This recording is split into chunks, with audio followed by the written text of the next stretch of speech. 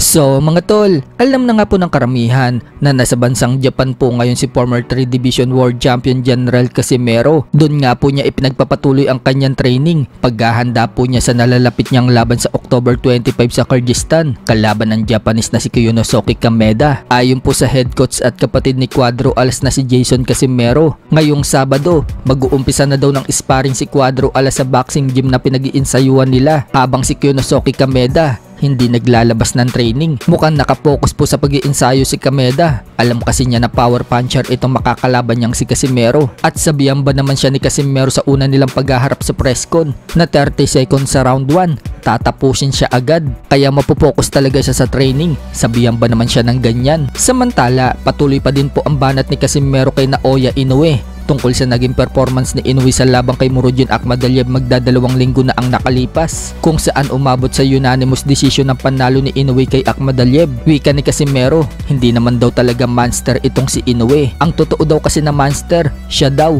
Naoya Inoue sa monster, hindi.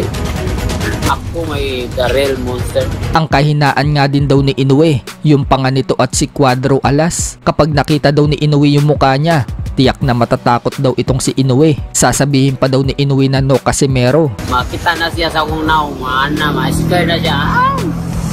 Nakita nga din daw ni Casimero mga tol yung laban ni Inoue kay Akhmadaliev. Na takot daw makipagsabayan itong si Inoue. Gustong gusto daw ni Inoue na sumusugod at sumusuntok. Pero kapag ginagantihan na daw siya ni Akhmadaliev, dedepensa na daw ito. Hindi nga daw niya alam ang gagawin, kung dedepensa daw ba ito o tatakbo. Alam daw kasi ni Inoue na delikado siya kapag nagkumpiyansa siya. Katulad na lang sa nagdaang laban niya. Ilang beses daw bumagsak itong si Inoue ng tamaan sa panga. Hindi daw kasi sanay si Inoue sa salubungan ng suntok. Kahit mahina daw yung kalaban, napapabagsak pa daw siya. Sumukang ang tinutukoy ni Casimero mga tol, noong makalaban ni Inoue itong si Ramon Cardenas. Bumagsak kasi itong si Inoue sa round 2. Ayun o, pag siya yung sinusuntok, hindi niya na alam anong gagawin niya eh. Ilang beses siya napabagsak eh, dahil parang piyansa siya masyado sa ano eh. Hindi siya sanay sa sumasalubong ng mga suntok. Kahit mahina lang yung kalaban. Mahina lang yung kalaban niya pero napabagsak siya. Dagdag pa ni Casimero mga tol, paano na lang daw kung malakas yung kalaban ni Inoue? Pag bumagsak daw siya, wala na. Finish na daw ito. Napakahina daw talaga ng panga ni Inoue. Tinawa ng panga ni Casimero si Inoue nang banggitin ni Casimero. Natanggal pa nga daw ang sipon ni Inoue kay Akhmadaliev sa round 12. Naspay na Akhma, tanggal yung sipon niya eh.